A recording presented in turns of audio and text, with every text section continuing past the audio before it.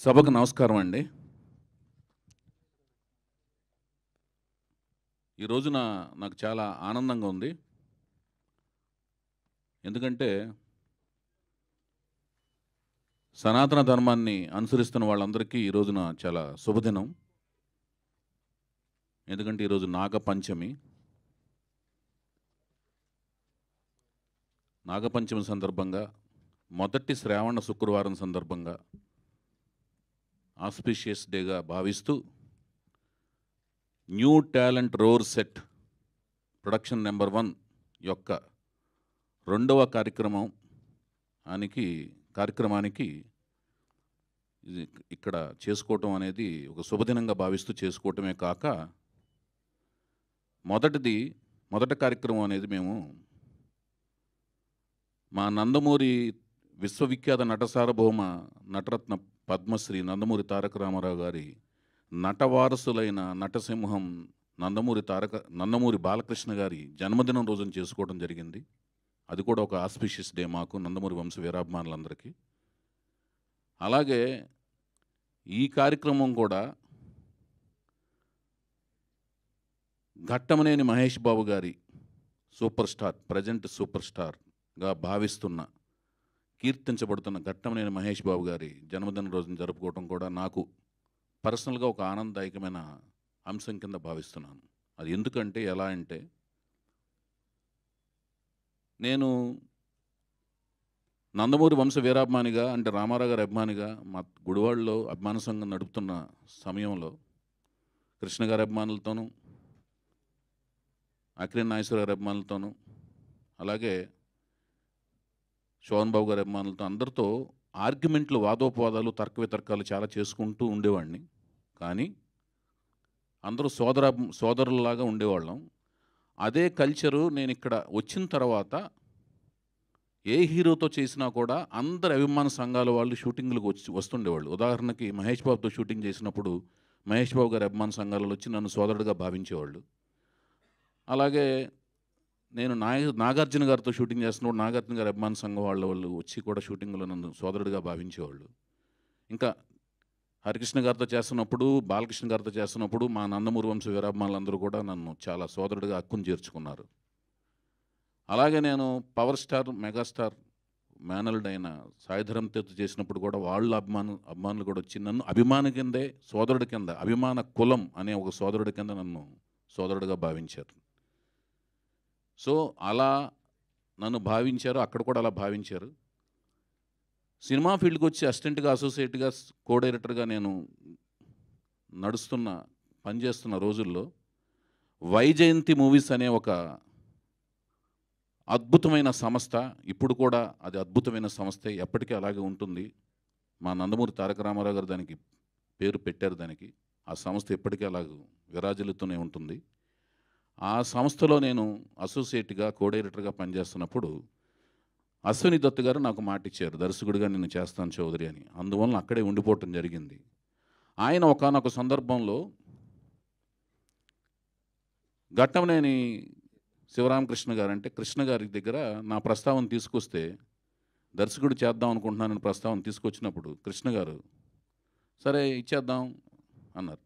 మరి స్టోరీ చెప్పటానికి ఎప్పుడు పంపించమంటారు అని కృష్ణ గారిని దత్తు గారు అడిగారు.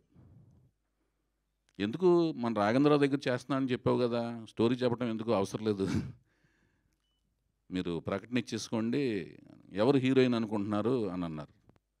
నాకు అప్పుడే హిందీలో పరిచయమైన శిల్పా శెట్టి గారి మీద నా దృష్టి ఉందన్నమాట. సో శిల్పా శెట్టి గారని నేను చెప్పటం.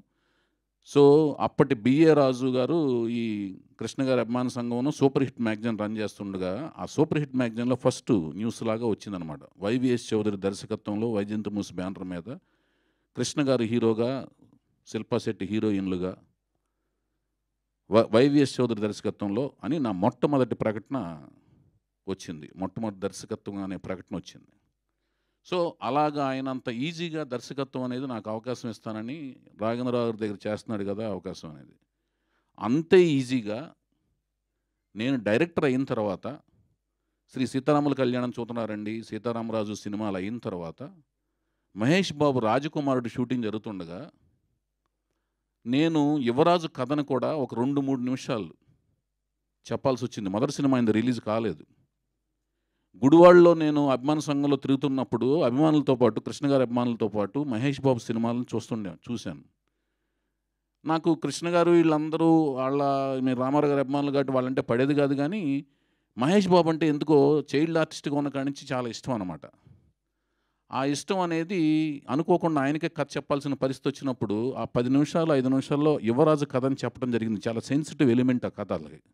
ఆయనకి వెంటనే నచ్చేసింది. 'రాజకుమారుడు' చేస్తున్న టైంలో సెట్స్‌లో గోల్కొండ ఫోర్ట్‌లో 10 నిమిషాలు చెప్తుండగా ఆయనకి వెంటనే నచ్చేసింది.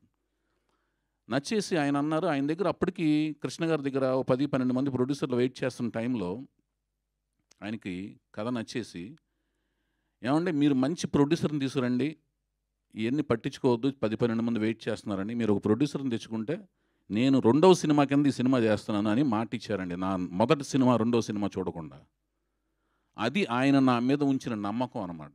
నేను చెప్పిన విధానం గానీ, అది గానీ ఆయన ఎందుకో ఇన్‌స్పైర్ అయ్యాడాయన. ఎందుకో నచ్చింది. ఆయన నా మీద ఉంచిన నమ్మకం అనేది నాకెంతో ఆత్మీయంగానో, ఆప్తుడిలాగా భావించాను.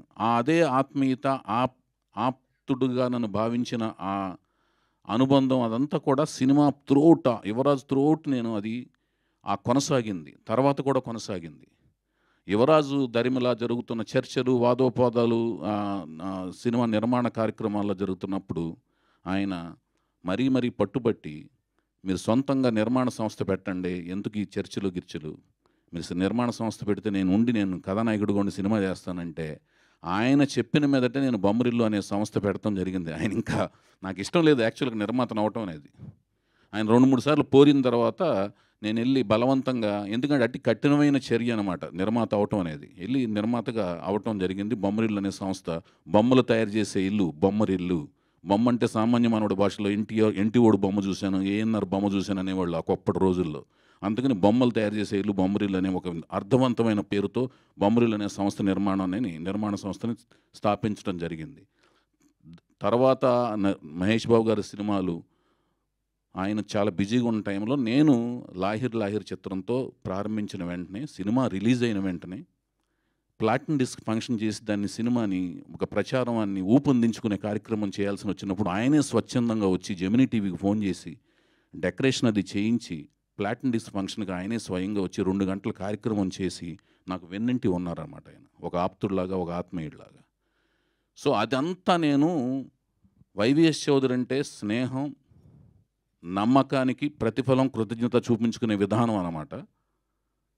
నాలో నటన ఉండదు, యాక్టింగ్ ఉండదు, బంధాలను అనుబంధాలు తెంచుకునే ఒక తత్వం ఉండదన్నమాట. సో అది ఆ రుణాన్ని తీర్చుకుందాం ఉద్దేశంతో ఆ సినిమా 100 డేస్ ఫంక్షన్ అప్పుడు సేమ్ ఇదే రోజున 2002 ఆగస్టు 9న నేను ప్రకటన ఇచ్చిన మేరకు, రిలీజ్ రోజున ఇచ్చిన ప్రకటన ఇచ్చిన మేరకు ఆగస్టు 9న గుడివాడలో ఎన్టీఆర్ స్టేడియంలో ఇదే మహేష్ బాబు బర్త్డే రోజు అనుకోకుండా వచ్చిన రోజున 2వ వారంలో జరపబడతాయని స్టేట్మెంట్ ఇచ్చిన ప్రకారం ఆగస్టు 9నే నేను చేశాను. చేసి రాజమండ్రి నుంచి దాదాపు ఆ రోజుల్లో 3-4 లక్షల రూపాయల క్రాకర్స్ తెప్పించి హ్యాపీ బర్త్డే మహేష్ బాబు అని చెప్పేసి నేను క్రాకర్స్ కాల్పించడం, అదంతా జెమినీ టీవీలో ఆ రోజున లైవ్ టెలికాస్ట్లో కూడా రావటం కూడా జరిగింది. సో అంతటి అనుబంధం, ఆత్మీయత ఉంది. అనుకోకుండా మళ్ళీ ఇదే రోజున ఈ ఫంక్షన్ చేసుకోవటం కూడా నాకు ఒక కోఇన్సిడెంటల్గా, యాదృచ్ఛికంగా నేను భావిస్తున్నాను. సో అంతటి ఒక బ్యాక్ అనుబంధం, ఎమోషన్ ఉంది ఈ కార్యక్రమానికి. ఇక ఈ కార్యక్రమానికి వస్తే, ఈ కార్యక్రమంలోని మెరుపులు ఏంటంటే, ఒక కథ సర్వేంద్రియాణం నయనం ప్రధానం. అంటే దృశ్యం అనేది ప్రధానం. సినిమాకి దృశ్యం అనేది మెయిన్. దృశ్యం అంటే కథనం. కథ నేను రాసుకున్నాను.